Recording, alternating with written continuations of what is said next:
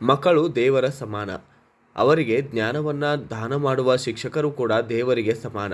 ದೇಶದ ಅನೇಕ ಶ್ರೇಷ್ಠ ಹುದ್ದೆಗಳಲ್ಲಿ ಶಿಕ್ಷಕ ಹುದ್ದೆ ಅತ್ಯಂತ ಗೌರವಯುತವಾಗಿದ್ದು, ಆ ಗೌರವವನ್ನು ಕಾಪಾಡಿಕೊಂಡು ಮಕ್ಕಳಿಗೆ ಸತ್ಯ ಮತ್ತು ಸಂಸ್ಕಾರವನ್ನು ಕಲಿಸಿಕೊಡಬೇಕೆಂದು ರಾಷ್ಟ್ರ ಪ್ರಶಸ್ತಿ ಪುರಸ್ಕೃತ ಶಿಕ್ಷಕ ಎಸ್.ಬಿ. ಮುನ್ನೋಳಿಯವರು ತಿಳಿಸಿದ್ದಾರೆ.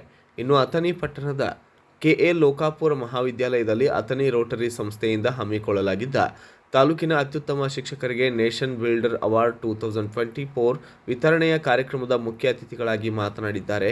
ಅಷ್ಟಕ್ಕೂ ಅವರು ಹೇಳಿದ್ದೇನು ಅನ್ನೋದನ್ನ ಕೇಳೋಣ ಬನ್ನಿ. ಹಿರಿಮೆ ಅಥಣಿ ತಾಲೂಕಿಗಿದೆ.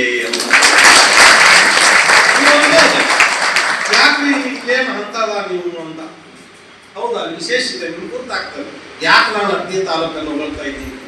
ಇವತ್ತು ಶಿಕ್ಷಕರನ್ನ ಗೌರವಿಸುವಂತ ಕಾರ್ಯವನ್ನ ಈ ರೋಟರಿ ಕ್ಲಬ್ನವರು ಏನು ಮಾಡ್ತಾ ಇದ್ದಾರಲ್ಲ, ಅದಕ್ಕೆ ನಾನು ಅವರಿಗೆ ಕೋಟಿ ಕೋಟಿ ವಂದನೆಗಳನ್ನು ಸಲ್ಲಿಸ್ತೇನೆ. ಯಾಕೆ ಇವ್ರನ್ನ ಯಾಕೆ ಮಾಡಬೇಕಾಗಿತ್ತು? ಬಹಳ ಸಮಾಜದ ಜನ ಇದ್ದಾರಲ್ಲ, ಅತಿ ಮಹಾತ್ಮಗಳಿದ್ರು, ಮಾಡಲಿಲ್ಲ. ಇವ್ರಿಗೆ ಯಾಕೆ ಮಾಡ್ತಾರೆ? ಜ್ಞಾನ ಪಡೆಯುವುದೇ ಜೀವನದ ಗುರಿ. ಜ್ಞಾನ ಪಡೆದವನಿಗೆ ಏನೆಲ್ಲ ಮಾನ ಸನ್ಮಾನ. ಜ್ಞಾನ ನೀಡುವುದೇ ಅತಿ ದೊಡ್ಡ ದಾನ.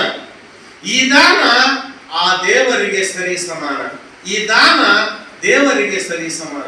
ಆ ದೇವರಿಗೆ ಸರಿ ಸಮಾನವಾಗಿರ್ತಕ್ಕಂಥ ಕೆಲಸವನ್ನ ಶಿಕ್ಷಕರು ಮಾಡಿದ್ದರಿಂದ ಸಮಾಜದಲ್ಲಿ ಮುಂಚೂಣಿಯಲ್ಲಿ ಇರ್ತಕ್ಕಂಥವರು. ಅದಕ್ಕೆ ದೇವರನ್ನು ನಂಬಿದವರು ಧರ್ಮವ ಬಿಟ್ಟಿಲ್ಲ. ದೇವರನ್ನು ನಂಬಿದವರು ಧರ್ಮವ ಬಿಟ್ಟಿಲ್ಲ. ಧನವನ್ನು ನಂಬಿದವರು, ಧನವನ್ನು ನಂಬಿದವರು ನಂಬಿಕೆ ಇಟ್ಟಿಲ್ಲ. ತಂದೆ ತಾಯಿಗಳನ್ನು ನಂಬಿದವರು ಅತೃಪ್ತಿ ಕಂಡಿಲ್ಲ. ಜ್ಞಾನವನ್ನು ನಂಬಿದವರು ಎಂದೂ ಕೆಡಲು ಸಾಧ್ಯವೂ ಇಲ್ಲ, ಕೆಟ್ಟಿಯೂ ಇಲ್ಲ. ಅಂತ ಅಮೂಲ್ಯವಾಗಿರ್ತಕ್ಕಂಥ ಜ್ಞಾನವನ್ನ ನಾವು ಪಡ್ಕೋಬೇಕಾಗಿದೆ, ಕೊಡಬೇಕಾಗಿದೆ ಮಕ್ಕಳಿಗೆ. ಈ ಕಾರ್ಯಕ್ರಮ ಸ್ವಲ್ಪ ಬಹಳ ಮಹತ್ವದ್ದು, ನನಗೆ ಖುಷಿ ಕೊಡ್ತಕ್ಕಂಥ. ಇನ್ನು ಇದೇ ಸಂದರ್ಭದಲ್ಲಿ ಅತಿಥಿಗಳಾಗಿ RSS ಮುಖಂಡ ಸಂಸ್ಕೃತ ಚಿಂತಕ ಅರವಿಂದರಾವ್ ದೇಶಪಾಂಡೆ ಮಾತನಾಡಿದ್ದು, ರೋಟರಿ ಸಂಸ್ಥೆಯ ಸಂಸ್ಥಾಪಕ ಅಧ್ಯಕ್ಷ ಗಜಾನನ ಮಂಗಸೂಳಿ, ರೋಟರಿ ಸಂಸ್ಥೆಯ ಅಧ್ಯಕ್ಷ ಅರುಣ್ ಸೌದಾಗರ್ ಸಮಾರಂಭದ ಅಧ್ಯಕ್ಷತೆ ವಹಿಸಿ ಮಾತನಾಡಿದ್ದು, ಇದೇ ಸಂದರ್ಭದಲ್ಲಿ ಅಥಣಿ ತಾಲೂಕಾ ವಿವಿಧ ಪ್ರಾಥಮಿಕ ಪ್ರೌಢಶಾಲೆ ಹಾಗೂ ಕಾಲೇಜು ವಿಭಾಗದ ಪ್ರಾಚಾರ್ಯರಿಗೆ 2024ನೇ ಸಾಲಿನ ರೋಟರಿ ನೇಷನ್ ಬಿಲ್ಡರ್ ಅವಾರ್ಡ್ ನೀಡಿ ಗೌರವಿಸಲಾಗಿದೆ. ಸನ್ಮಾನಿತರ ಪರವಾಗಿ ಶಿಕ್ಷಕರ ಆದಂತಹ ಎಸ್.ಎಂ. ಜನಗೌಡ, ಪ್ರಾಚಾರ್ಯ ಡಾಕ್ಟರ್ ಬಿ.ಎಸ್. ಕಾಂಬಳೆ, ಆರ್.ಎಂ. ದೇವರೆಡ್ಡಿ ಮಾತನಾಡಿದ್ದು, ರೋಟರಿ ಸಂಸ್ಥೆಯ ಕಾರ್ಯವನ್ನು ಸ್ಮರಿಸಿ ಅತ್ಯುತ್ತಮ ಶಿಕ್ಷಕ ಸೇವೆಯನ್ನು ಗುರುತಿಸಿ ಪ್ರಶಸ್ತಿ ನೀಡಿದ್ದಕ್ಕೆ ಅಭಿನಂದಿಸಿದ್ದಾರೆ. ಈ ಸಂದರ್ಭದಲ್ಲಿ ರೋಟರಿ ಇನ್ನರ್ವಿಲ್ ಕ್ಲಬ್ನ ಅಧ್ಯಕ್ಷ ತೃಪ್ತಿ ಕುಲಕರ್ಣಿ ಮತ್ತು ಕಾರ್ಯದರ್ಶಿ ಲಲಿತಾ ಮೇಕನಮರಡಿ, ಖಜಾಂಚಿ ಸುನೀತಾ ದೇಸಾಯಿ ಸೇರಿದಂತೆ ಇತರರು ಭಾಗಿಯಾಗಿದ್ದರು. 26 ವರ್ಷದಿಂದ ನಾವು ಕೆಲವೊಂದು ಕಾರ್ಯಕ್ರಮಗಳನ್ನ ಪ್ರತಿ ವರ್ಷ ಮಾಡ್ತಾ ಬಂದಿದ್ದೇವೆ.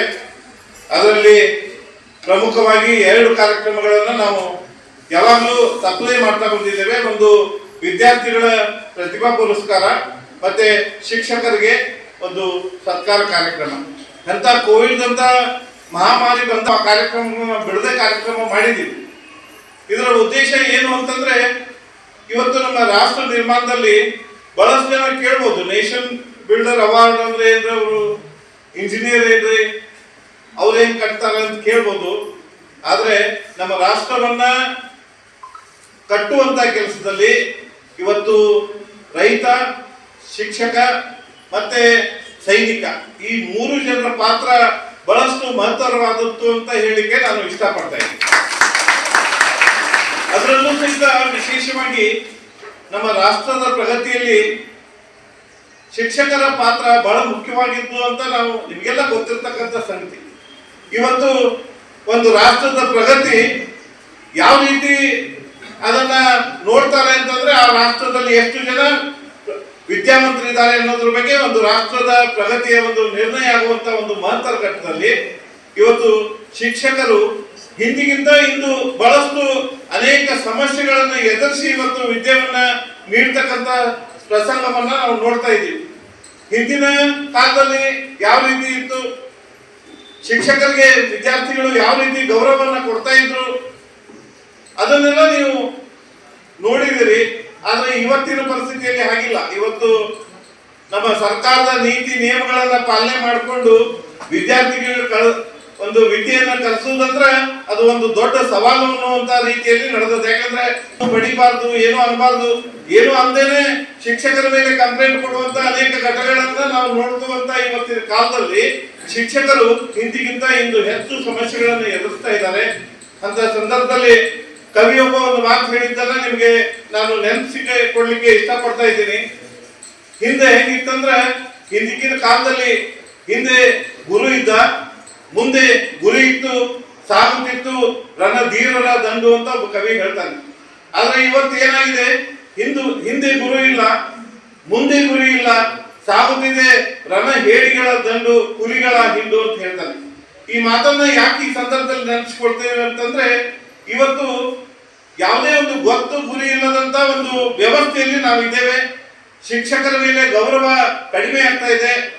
ಇವತ್ತು ಆ ಒಂದು ಗೌರವವನ್ನ ಮರುಸ್ಥಾಪನೆ ಮಾಡಬೇಕಾದ್ರೆ ನಮ್ಮ ವಿದ್ಯಾರ್ಥಿಗಳಿಗೆ ನೈತಿಕ ಶಿಕ್ಷಣದ ಜೊತೆಗೆ ಇವತ್ತಿನ ದಿನಮಾನದಲ್ಲಿ ಆಧ್ಯಾತ್ಮದ ಒಂದು ಶಿಕ್ಷಣನೂ ಅಷ್ಟೇ ಅವಶ್ಯ ಅಂತ ನಾನು ಹೇಳಿಕೆ.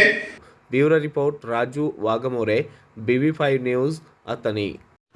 Thanks for watching. Read, discuss and debate with editor Dr. Yan Prashant Rao. Wanted reporters in print, digital and visual media for Bharat Vaibhav Daily Newspaper, BV News 5 Channel and BV Fast Web News from all the talukas of Karnataka, Goa and Maharashtra. If interested, send your resume to 9019229369.